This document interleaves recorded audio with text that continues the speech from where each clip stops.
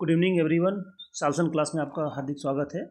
आज हम लोग संविधान के स्रोत का दूसरा लेक्चर हम लोग डिस्कस करेंगे और इसके साथ ही ये वीडियो हमारा कंप्लीट हो जाएगा।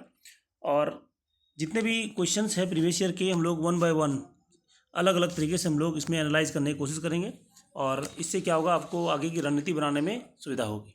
ठीक है, चलिए आज हम लोग डिस्कस करते हैं पहला सवाल। पहला सवाल क्या है हमारा, भारतीय संविधान में मजबूत केंद्र के साथ संघ की स्थापना या अवधारणा से लिया गया है। किससे लिया गया है ना, मतलब मजबूत केंद्र के साथ संघ, मतलब ऐसा संघ, ऐसे संघ सरकार जिसमें केंद्र सरकार मजबूत हो, केंद्र सरकार को ज़्यादा शक्ति प्राप्त हो किसकी तुलना में, राज्य की तुलना में। तो उस व्यवस्था को क्या बोला जाता है, मजबूत केंद्र के साथ संघ, या फिर इसको बोला जाता है अर्धसंघीय व्यवस्था। ठीक है, तो इसको कहाँ से लिया गया हमारा, ये लिया गया कनाडा से। इसका आंसर क्या होगा, कनाडा। कनाडा में भी इसी प्रकार का कुछ व्यवस्था है। कनाडा में केंद्र मजबूत है किसकी तुलना में, राज्यों की तुलना में, तो उसको क्या कहा जाता है, मजबूत केंद्र के साथ संघ की अवधारणा। ध्यान रखना ऐसी व्यवस्था को। ठीक है, अब अगला आते हैं हम लोग क्वेश्चन नंबर 2। क्या है क्वेश्चन 2, इसमें देखते हैं हम लोग। क्वेश्चन नंबर 2 में है, भारतीय संविधान में first past the post system क्या है, first past the post system क्या है, first past the post system, FPPS। Hindi में बोला जाता है सर्वाधिक मत प्राप्त करने वाला व्यक्ति विजय होगा। इसका मतलब हम लोग देखते हैं कि इलेक्शन जो होता है, लोकसभा का इलेक्शन होता है या विधानसभा के इलेक्शन में आप देखते हैं कि 4-5 लोग चुनाव लड़ते हैं, लेकिन उसमें विजय कौन होता है, जो सबसे अधिक मत प्राप्त करता है। जैसे मान लीजिए कैंडिडेट ए है, कैंडिडेट को ए को मान लेते हैं कि 20% वोट प्राप्त हुआ है, कैंडिडेट बी को मान लेते हैं कि उसमें 24% मिला है, सी को मिला है 10%, कैंडिडेट डी को मिला है 31%। तो इसमें विजय कौन होगा, विजय वही होगा जिसके पास सबसे अधिक मत है। इसको क्या बुलाता है, first past the post system, सर्वाधिक मत प्राप्त करने वाला व्यक्ति विजय हो गया। लेकिन अमेरिका में या कुछ अन्य देशों में अलग अलग प्रकार का प्रावधान है। क्या प्रावधान है, जैसे वहाँ पे क्या होता है, आपको कुल मत का जितना मत है उस मतों का लगभग आपको 50% से अधिक प्राप्त करना पड़ेगा, तभी जाके आप विजय प्राप्त कर सकते हैं। लेकिन भारत में ऐसा नहीं है। भारत में कैसा है, भारत में विजय प्राप्त करने के लिए आपको जितने कैंडिडेट खड़ा हो रहे हैं उनमें से आपको सबसे अधिक लाना पड़ेगा। इसी सिस्टम को क्या बोला जाता है, first past the post system. ठीक है, इसको ध्यान रखना है। तो देखिए ये कहाँ से लिया गया है, ये हमारा ब्रिटेन से लिया गया। आपको पता है कि अधिकतर प्रावधान हमारे कहाँ से, ब्रिटेन से है, और ये संसदीय प्रणाली भी कहाँ से ली गई है, ब्रिटेन से ली गई है। इसलिए first past the post system भी हमारा क्या है, ब्रिटेन से संबंधित होगा। बहुत ही आसान लॉजिक है, याद करने की जरूरत ही नहीं है। संसदीय प्रणाली कहाँ से ली गई है, ब्रिटेन से ली गई है। और संसदीय प्रणाली में सांसद होते हैं, MLA होते हैं, है ना, विधायक होते हैं, उनका चुनाव उन्हीं की पद्धति के अनुसार होता है। तो ये कहाँ से होगा, इसका आंसर ब्रिटेन। बस आपको लॉजिक और हिंट याद रखना है, कारण।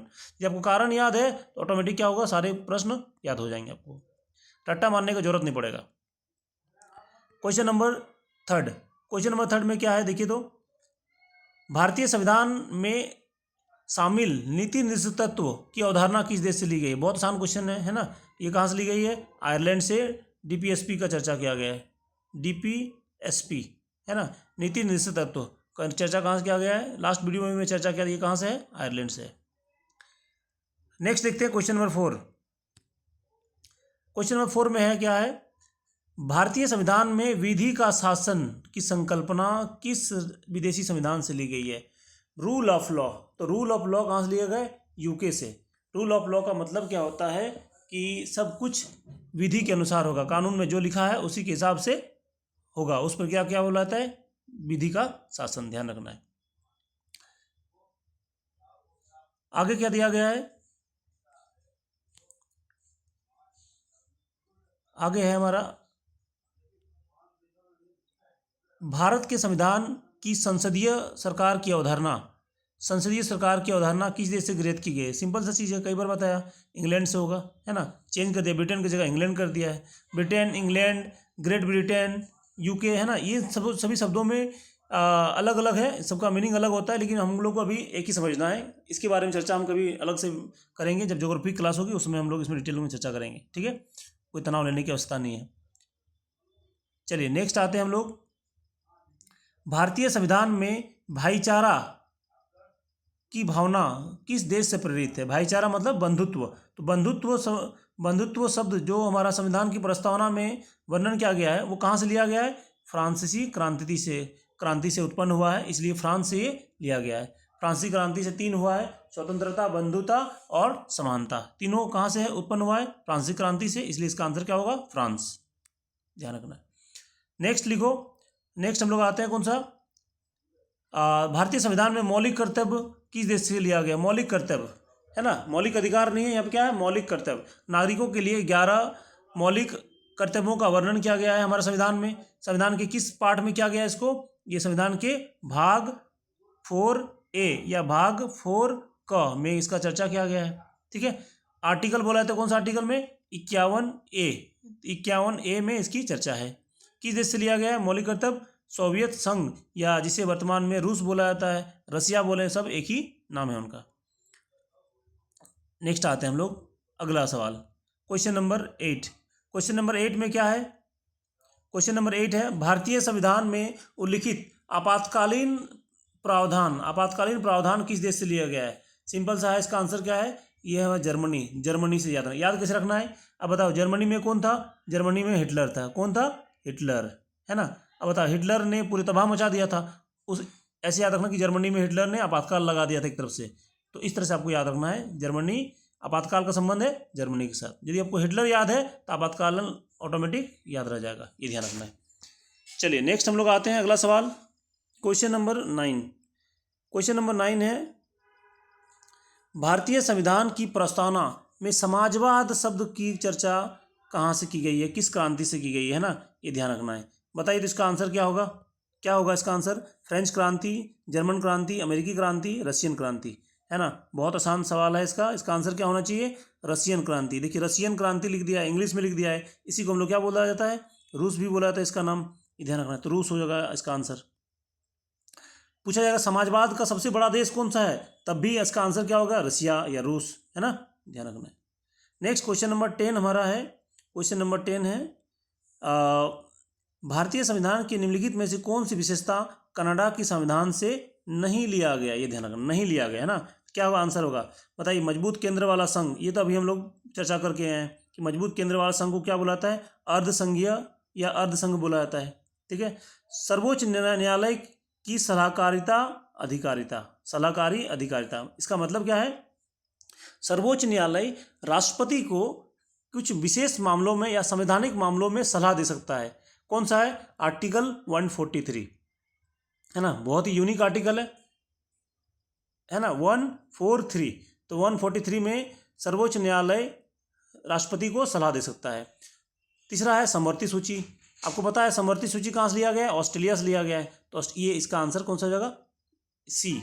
और केंद्र द्वारा राज्यपाल की नियुक्ति भी कहाँ से? कनाडा। ये तीनों प्रावधान कहाँ से लिया गया है? कनाडा से लिया गया। लेकिन सिर्फ और सिर्फ समवर्ती सूची कहाँ से लिया गया है? ऑस्ट्रेलिया से लिया गया। इसका आंसर क्या हो जाएगा? ऑस्ट्रेलिया होगा। नेक्स्ट हम लोग अगला सवाल देखते हैं, क्वेश्चन नंबर 11। भारतीय संविधान में संसदीय विशेषाधिकार की विशेषता कहाँ से ली गई है? बहुत ही आसान सवाल है। कल लास्ट वाले वीडियो में हमने बताया था कि संसद कहीं भी लिखा होगा उसका डायरेक्ट आंसर क्या मानना है? ब्रिटेन। तो ब्रिटेन इसका आंसर हो जाएगा, है ना, ध्यान रखना है। अच्छा, संसदीय विशेषाधिकार का मतलब क्या होता है? मतलब ये मैं बता दे रहा हूँ थोड़ा सा। देखिए, संसदीय विशेषाधिकार का मतलब होता है संसद के सदस्य, जितने भी सांसद होते हैं, उनको अपनी कार्यवाही को निर्वहन के लिए कुछ विशेष अधिकार दिया गया है जो अन्य व्यक्तियों को प्राप्त नहीं है। जैसे, है ना, संसद की सत्र जब चल रहा हो तो उससे 40 दिन पहले और 40 दिन बाद किसी भी सांसद को गिरफ्तार सिविल मामलों में नहीं किया जा सकता है। तो ये उनका अधिकार है।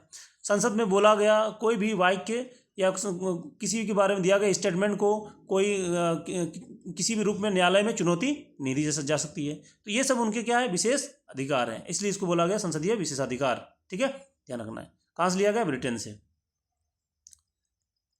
नेक्स्ट सवाल है हमारा, राज्य के नीति निर्देशक सिद्धांतों का स्रोत कौन सा है? ऑप्शन ए, भारत सरकार अधिनियम 1935 के निर्देशों का साधन, भारत सरकार अधिनियम 1909, भारत सरकार अधिनियम 1919, भारत सरकार अधिनियम 1947, है ना। तो देखिए, क्वेश्चन यहाँ पे चेंज कर दिया है। अभी तक हमने क्या पूछा? कौन सा देश से लिया गया था? तो निर्देशक तत्व कौन सा देश से लिया गया था? ये आयरलैंड हो जाएगा। कौन सा है? आयरलैंड हो जाएगा। लेकिन पूछा जाएगा आयरलैंड में, तो आयरलैंड से किस में लिया गया था? भारत शासन अधिनियम, है ना, ये हिस्ट्री में पढ़ेंगे आप लोग, या हिस्ट्री में हम इसकी चर्चा करेंगे कि भारत शासन अधिनियम में जो लिया गया था ये प्रावधान आयरलैंड से चुरा के लिया गया था, और ये मेन स्रोत है। तो दोनों में पूछा जाए, अधिनियम पूछा जाए तो भारत सरकार अधिनियम 1935, या देश पूछा जाए तो आयरलैंड। ठीक है, क्वेश्चन यहाँ पे ट्विस्ट कर दिया है, आपको देखना है। क्वेश्चन नंबर 13, भारतीय संविधान में मंत्रिमंडलीय स्वरूप, भारतीय संविधान में शासन के मंत्रिमंडलीय स्वरूप को डैश से लिया गया है, आपको बताना है।